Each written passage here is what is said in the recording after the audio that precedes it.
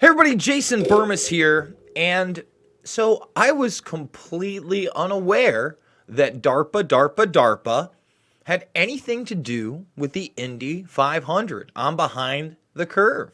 It seems that now for over a year, they've partnered with this organization to test out their Sigma Plus network, and it was on full display yesterday at the Indianapolis 500 with 300,000 fans packing the stands. That is massive. Can you imagine that? More than 250,000 people under this network. Now, I'm going to play you a video on how this works, but the real question is this actually a good thing? Remember, technology is a double-edged sword, and what this is doing in the Sigma network, it's taking cellular towers and putting certain types of sensors in these towers that can, detect chemical, biological, nuclear, or radiological weapons. Now, you would think that this is the type of program that you would want to keep people safe. Now, there's also visual surveillance involved, and here is my issue with this. This is a massive test run. It's kind of like a beta test the last year and a half on how well they can control large segments of the population, whether or not that's actually protecting them. Now, I'm not saying, again, that this is necessarily a bad thing, but I want people to understand how this works. And the funny thing about this is that so many people don't understand that DARPA puts out a lot of their own stuff. This has 3,000 views. There's a chance that this video on the video we're about to watch will get more viewership. So we always want people to, see both sides. But when you see how all-encompassing this quote-unquote Sigma network is, it's pretty unbelievable. DARPA's Sigma program, which began in 2014, has demonstrated a city-scale capability for detecting radiological and nuclear threats that is now being operationally deployed. DARPA is building off this work with the new Sigma Plus initiative, which is... So let's stop it right there. So the program officially begins in 2014. Now we're in the Sigma Plus. It has been operationally deployed, as I stated, and we're going to show it at work. Now, this video is from April of this year. So when we're talking about the Indianapolis 500 yesterday, DARPA's just telling you, yep, we had it under control. We did everything we could. Look how great this is. But this is going to show you how the layouts go for these sensors. Is focused on providing city-to-region scale detection capabilities across the full chemical, biological, radiological, nuclear, and explosive threat space. DARPA initiated a Sigma Plus pilot study in the spring of 2018, known as Chem Sigma, to provide initial data and insights into how such chemical sensor networks would function. So Chem Sigma is this network that I'm talking about. It is what they just deployed right here. All right? So check it out. Again, they're telling you, wow, we did it. We protected 300,000 people. And when they're talking about regional awareness, think about that. It's even beyond those that were in that stadium. I mean, how many people are in Indianapolis, Indiana? Quite a few. And like we're going to find out right now, this is piggybacking off cellular networks right here. Chem Sigma sensor package incorporates a chemical sensor, wind sensor, and communications board into a weatherproof housing. Sensors report wind readings and real-time chemical information to a central cloud-hosted suite of fusion algorithms. So the algorithms were developed using a custom simulation engine that fuses multiple detector inputs. So let's stop. So now we're talking DARPA-level algorithms. You have to ask yourself what those are, because DARPA's talked about being able to run simulations of our entire universe already. How in-depth those simulations actually are, I don't think they're Westworld style by any means, but this person is telling you about this initial, remember, deployed in 2014, operationally deployed now, and being used in places like the Indy 500. And we built the algorithms based on simulant releases in a large metropolitan area. So we took existing data to build the algorithms for this network framework.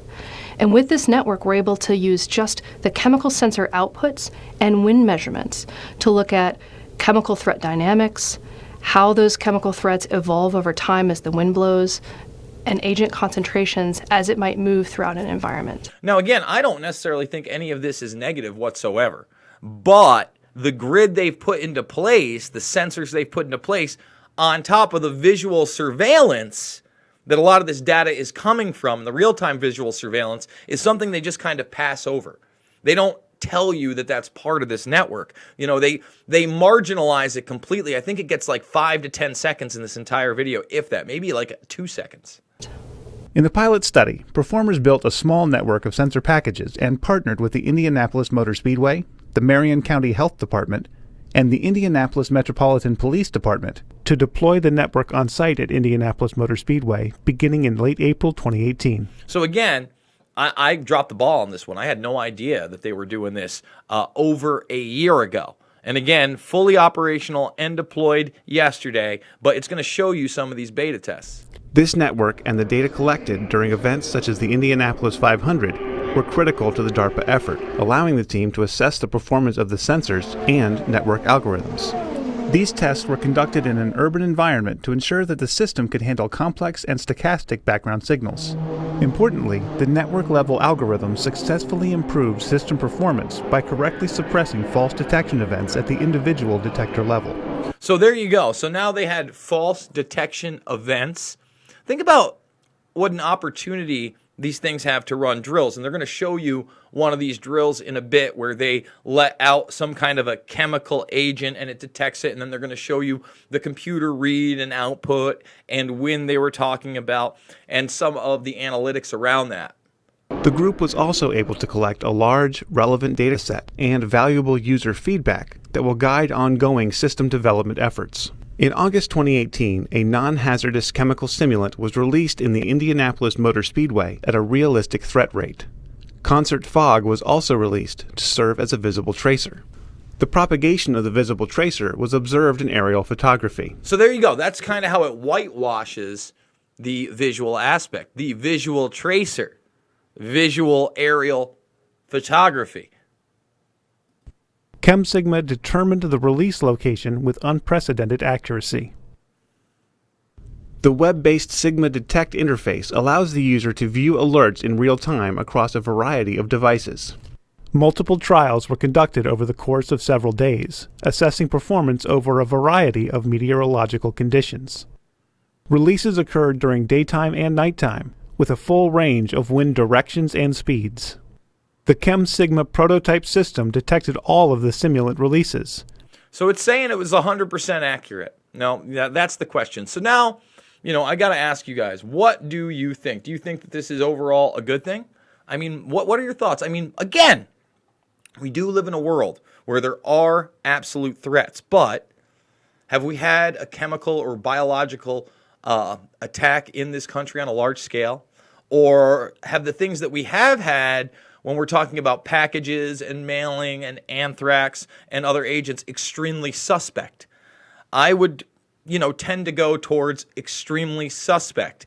And as 5G is implemented, as more of these towers go up, as more of these sensors go up, as there's more aerial surveillance, I think that you're selling this to a very broad audience, especially when you look at the Indy 500 crowd. It's a big crowd. It's a big crowd of Midwesterners, middle America, getting kind of, how do I say this, used to it, acclimated to this type of surveillance and behavior by our government, because that's what DARPA is. DARPA is our government.